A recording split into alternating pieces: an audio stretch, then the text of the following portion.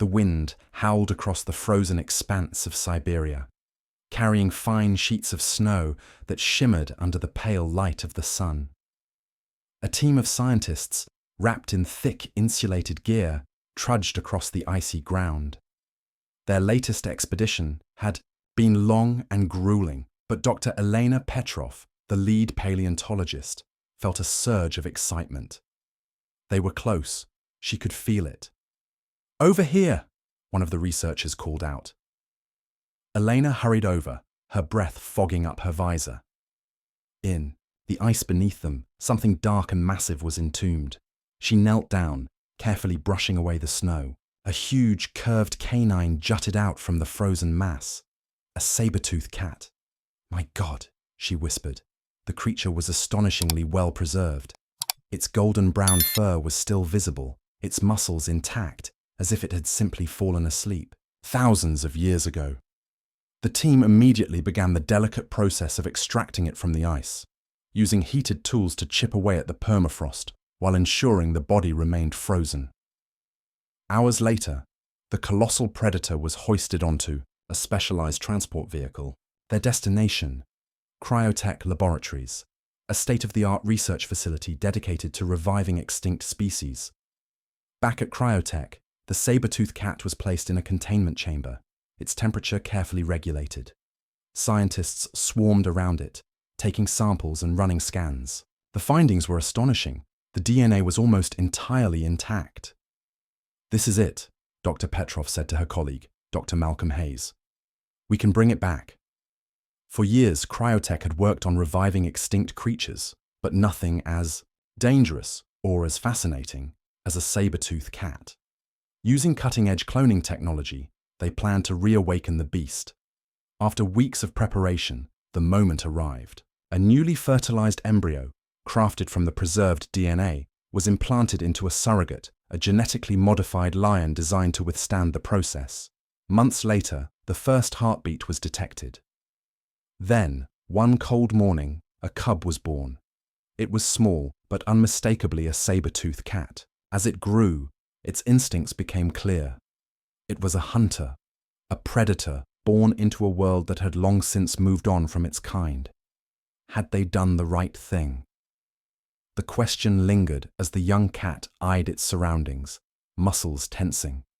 The ancient world had returned, one claw at a time.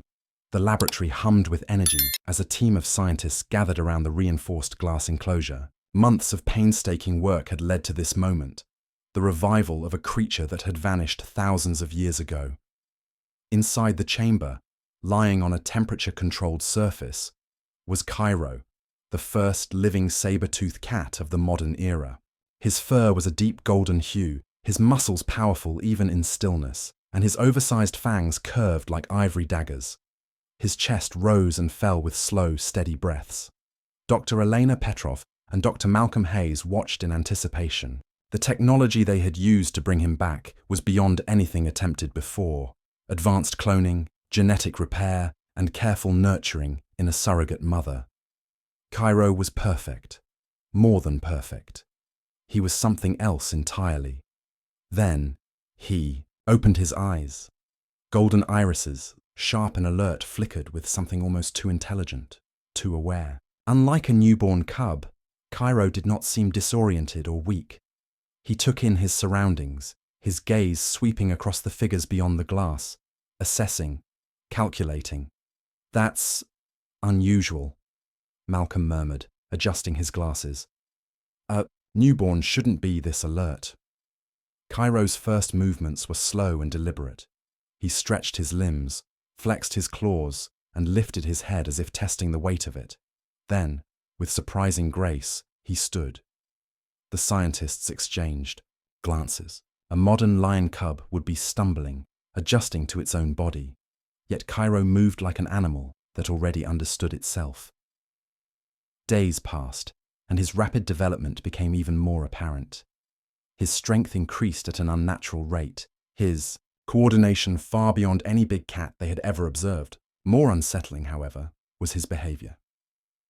Unlike lions or tigers, Cairo displayed no predictable patterns of playfulness or dependence on caretakers.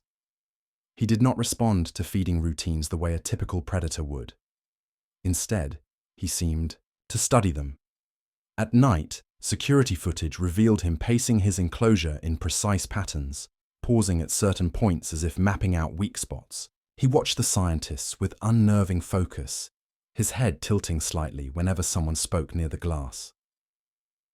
One evening, Elena stood outside the enclosure, watching him. He was watching her too, his golden eyes unblinking. She had the strange sensation that he wasn't just observing her, he was trying to understand her. "He's learning," she whispered. "Learning what?" Malcolm asked beside her.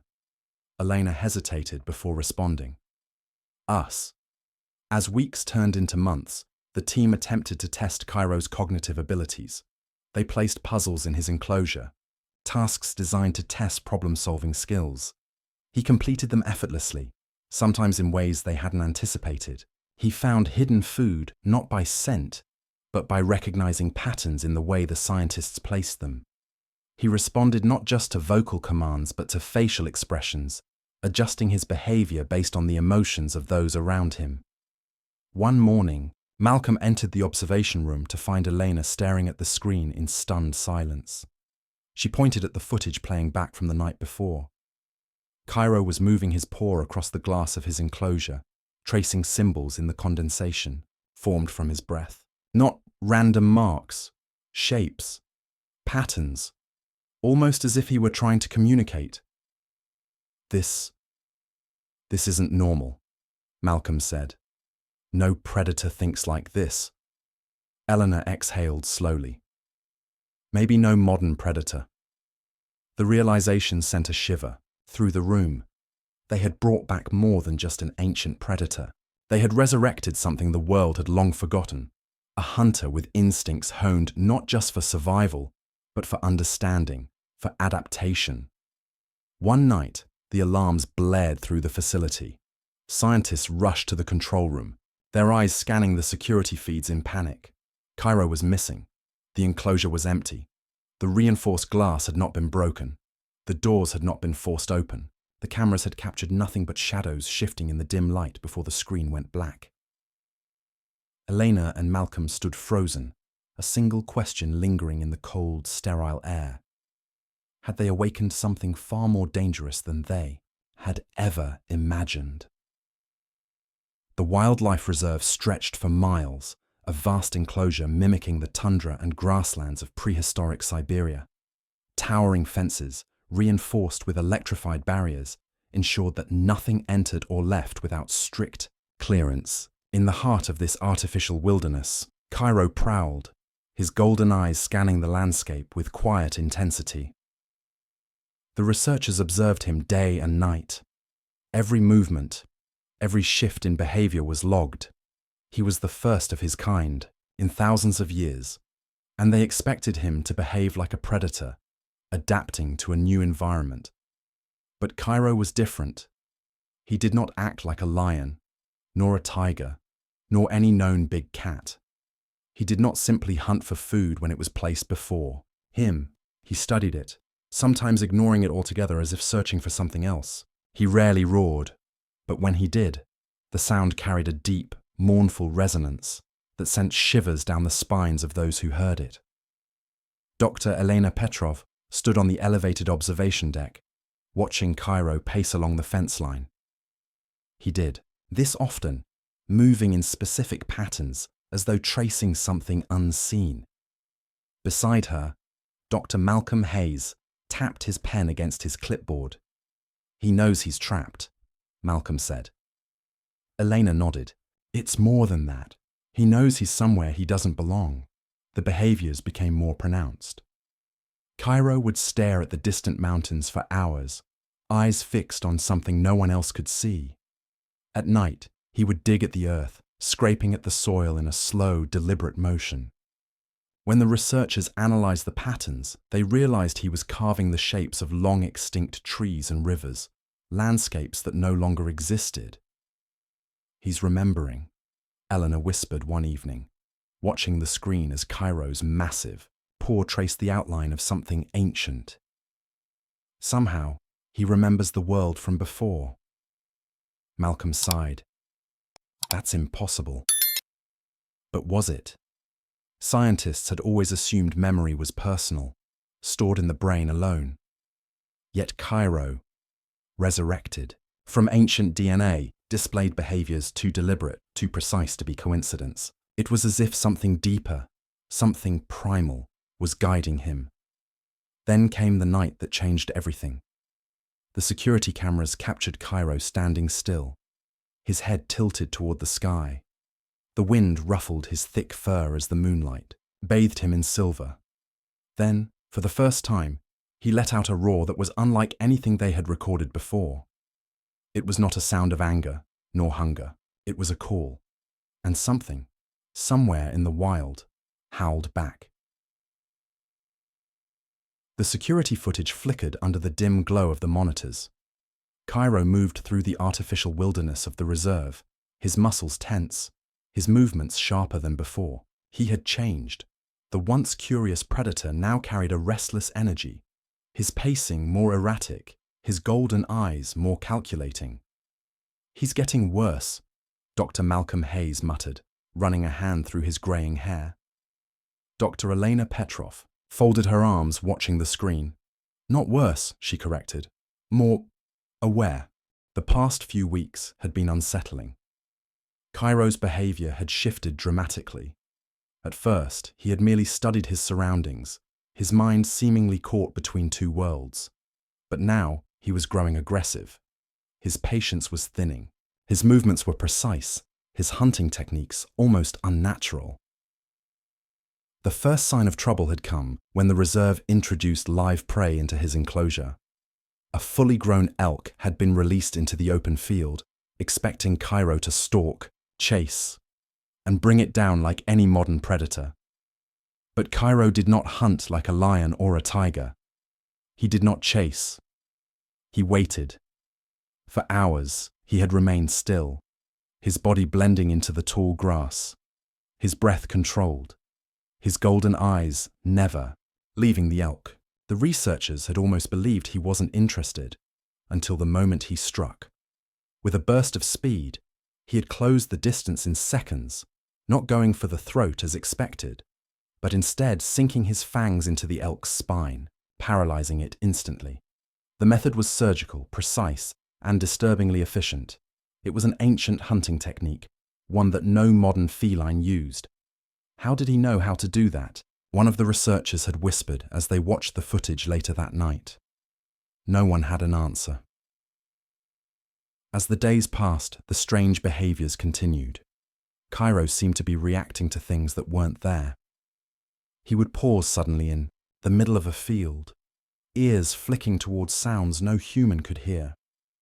His head would snap toward the mountains as if something had called him from beyond the fences. At times, he would growl low in his throat, a warning sound meant for an enemy unseen. The reserve staff tested him with sounds from different animals, trying to gauge his responses.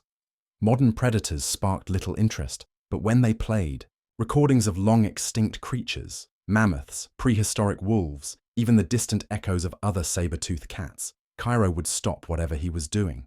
His ears would perk, his pupils dilate, and his entire body would tense as if recognizing something buried deep within him. One evening, Eleanor stood alone outside the glass-walled observation room, watching Cairo through the reinforced barrier. The night air was cold, the wind whispering through the trees. Cairo sat in the field, his broad shoulders still, his eyes fixed on the horizon. She pressed a small device in her hand. A low, rumbling sound filled the air, the digitally reconstructed roar of a saber-tooth cat, a call that had not been heard in thousands of years. Cairo's reaction was immediate. His ears flicked forward, his breathing slowed, and then he answered. The sound that escaped him was unlike any modern big cat's roar. It was deeper, more resonant, vibrating through the ground like an ancient drum. It was not a cry of warning or dominance. It was a call meant for something that should no longer exist. Elena's pulse pounded in her ears. Cairo stood, his muscles coiled, his golden eyes filled with something almost unreadable, something beyond instinct. He turned his gaze to her, staring through the glass with the weight of millennia in his expression. For the first time since his awakening, she felt an unmistakable certainty. He remembered, and he wanted to go home. The wind howled through the Siberian wilderness, tearing through trees and sending waves of snow crashing against the reinforced fences of the reserve. The storm had arrived faster than expected, its force stronger than anything the facility had prepared for. Power lines flickered, then failed. Cameras went dark. Security doors locked and unlocked at random as the system struggled to stay online. Inside his enclosure, Cairo stood perfectly still. He had been pacing all evening, his golden eyes flicking toward the sky as if sensing something the humans couldn't. The wind did not frighten him. The cracking of trees did not startle him. He was waiting. Then, with a loud metallic groan, the eastern section of the fence gave way. An entire section of the electrified barrier was torn from its foundation as a fallen tree crushed the control panel. Sparks flew, but the power was gone. The storm had done what no force had managed before. It had opened a door. The alarms blared, their shrill cries barely audible over the howling wind. Scientists and security personnel rushed through the reserve, their flashlights cutting through the darkness as they checked enclosures. "Cairo's area took damage," one guard shouted over the radio.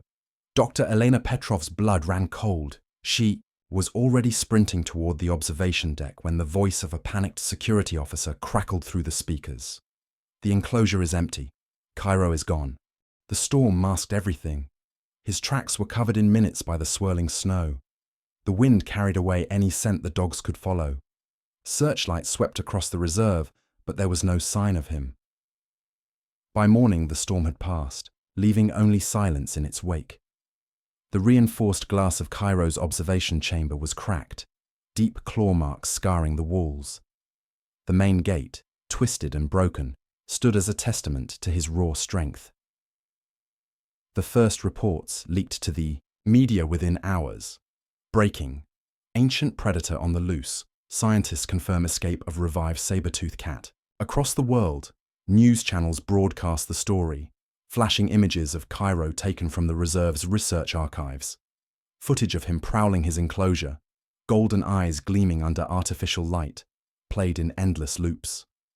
Social media erupted in chaos. A real-life saber-tooth is out there. Are we living in a sci-fi movie? How dangerous is this thing? Should we be worried? We brought back an apex predator and let it loose. Brilliant. Governments demanded answers. Wildlife agencies launched search efforts. Helicopters scanned the forests. Drones swept the mountains, and armed teams set out to track him. But there was nothing. Cairo had vanished. Elena sat in the control room, staring at the last image captured by the failing security cameras.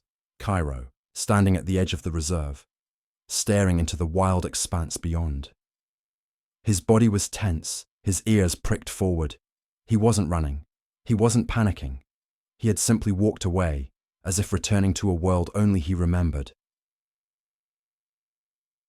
"Malcolm." Hayes entered the room, dropping a stack of reports onto the desk.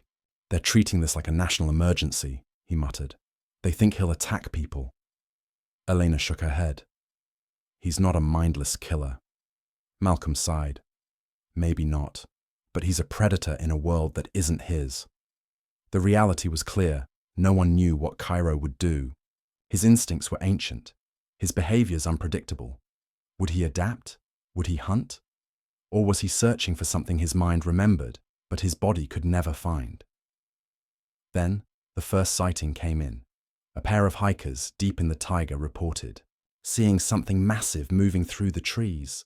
Too large for a lion, too silent for a bear. One claimed to have seen its golden eyes watching them from the shadows before it disappeared. More reports followed. A camera trap, set up to monitor wolves, captured a blurred image of a muscular feline form in the distance. A rancher found deep claw marks on the bark of a tree, higher than any modern cat could reach. Cairo was out there, and the world was watching. The world had never seen anything like it. A living saber-tooth cat, a creature from an age long gone, was loose in the wild. Governments scrambled to respond. News stations ran endless coverage, and social media buzzed with theories, fears, and fascination. But not everyone was awestruck.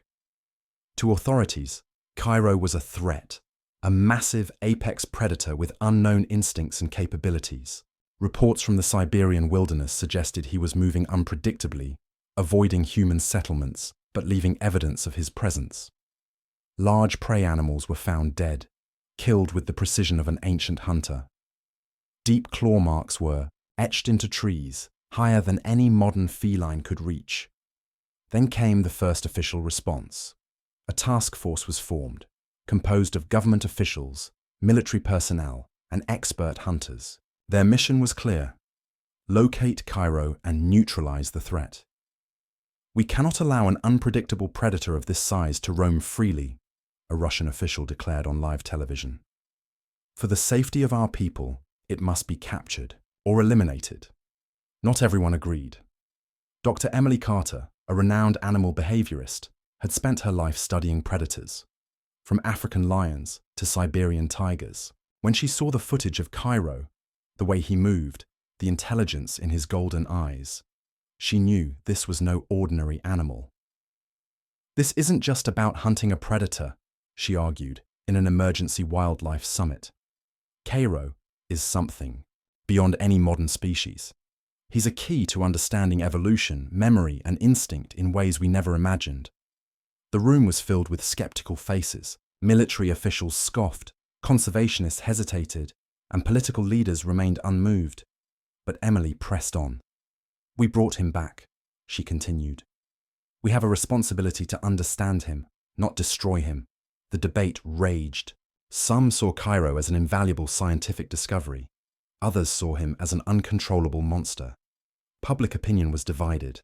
Some people called for his protection, while others feared what he could do if he wandered too close to civilization. Meanwhile, Cairo moved deeper into the wilderness. Hunters tracking him reported eerie encounters, disturbances in the snow, fresh kill sites with no sign of struggle, and fleeting glimpses of golden eyes in the dark. "He's toying with us," one hunter muttered. Others weren't so sure. Cairo wasn't acting like an ordinary animal avoiding humans. He was watching them, studying them, just as they were trying to study him. Days passed, and tensions rose.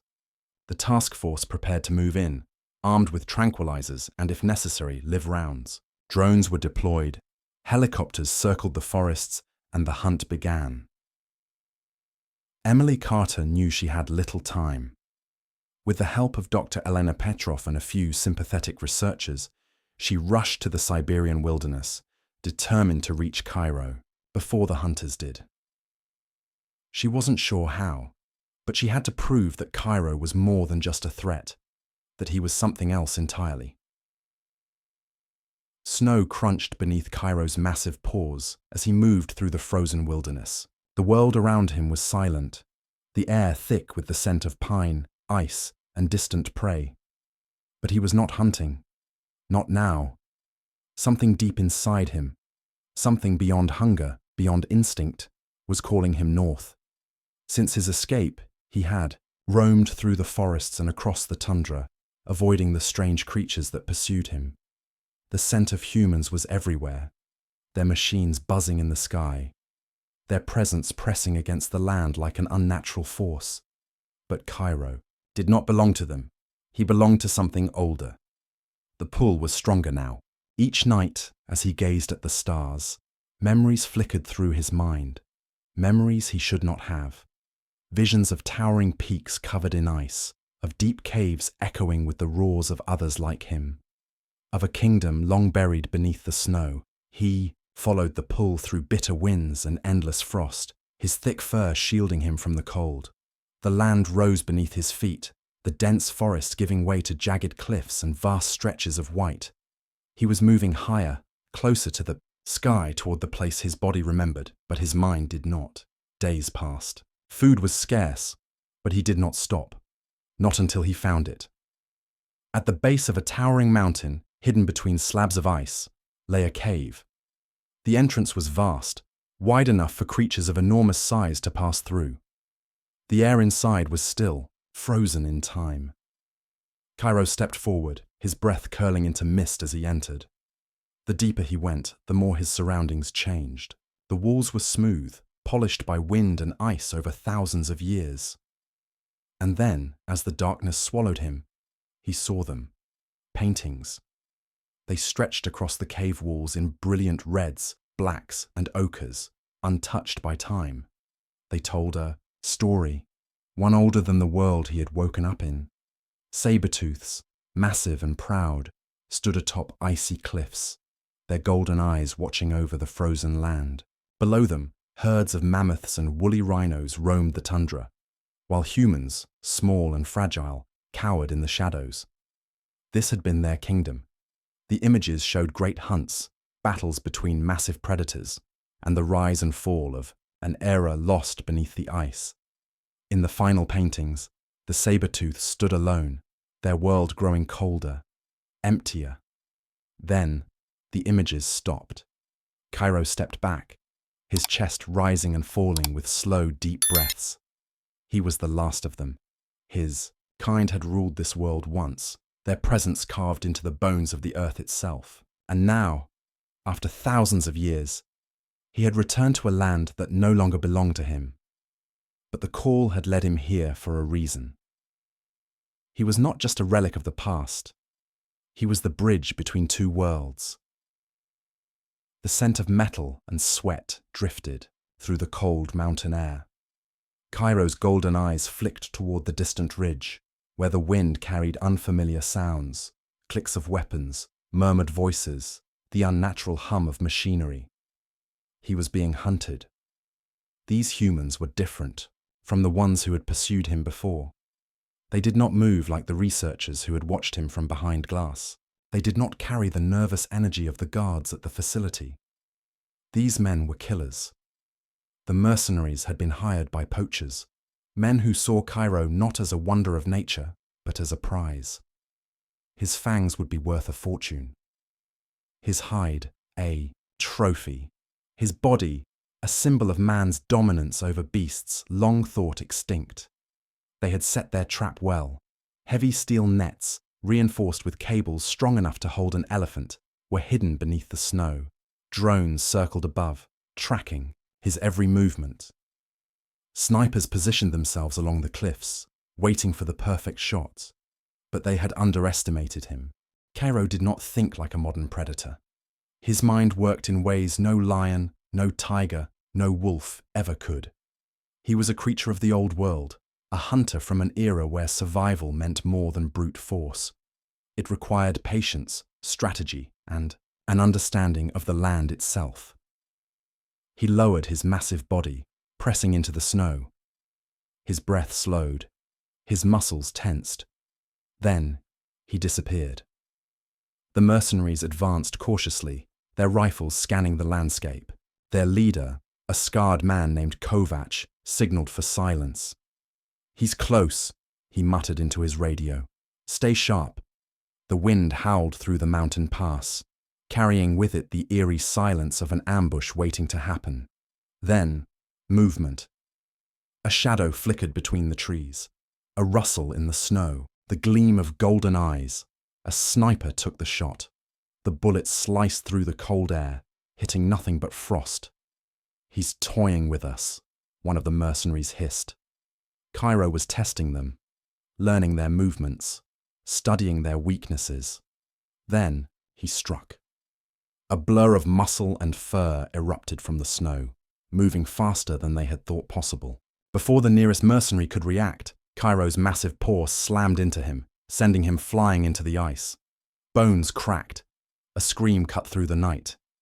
Panic set in.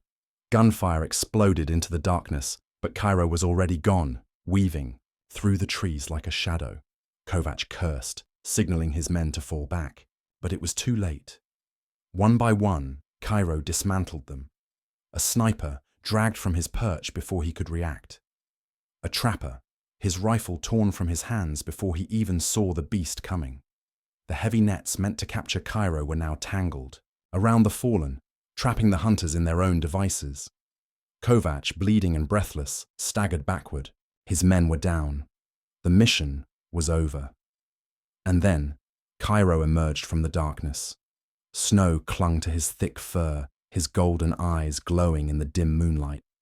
His breath came slow and steady, his body poised but not reckless. He did not lunge, he did not roar, he simply stared. For the first time, Kovac felt some. The world watched in stunned silence as reports of Cairo's victory over the mercenaries spread. The hunters had been defeated, not by bullets or traps, but by an intelligence and strength no one had expected. Cairo was more than a predator. He was a survivor, but his survival was still uncertain. News channels debated endlessly. Some called for his capture, fearing he would grow bolder and attack humans. Others saw him as a marvel of science, a living relic that deserved to be preserved, at all costs.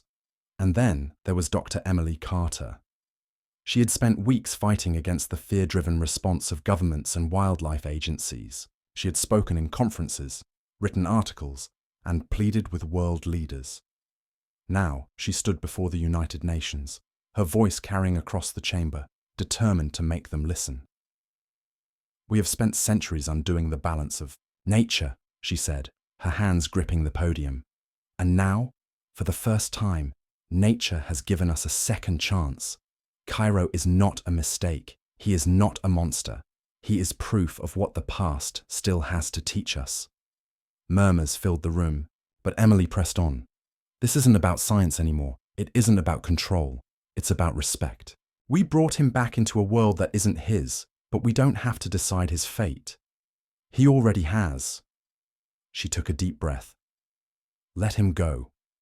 The debate was fierce. Some officials demanded his removal, while conservationists rallied behind Emily. Protesters gathered outside government buildings, carrying banners that read, "Let Cairo be wild, and not ours to hunt." Public opinion shifted. Cairo had become more than a saber-tooth cat. He was a symbol of nature's resilience, a testament to what had been lost, and what could still be saved. Days later, the official announcement came. The government had agreed to a total ban on hunting or capturing Cairo. No more mercenaries, no more scientists trying to contain him. The wilderness would be his, just as it had been thousands of years ago. The world exhaled in relief. Emily stood atop a ridge, overlooking the vast Arctic expanse.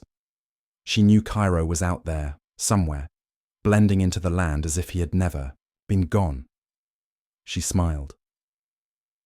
For the first time, the past and the present existed together, not in conflict, but in harmony.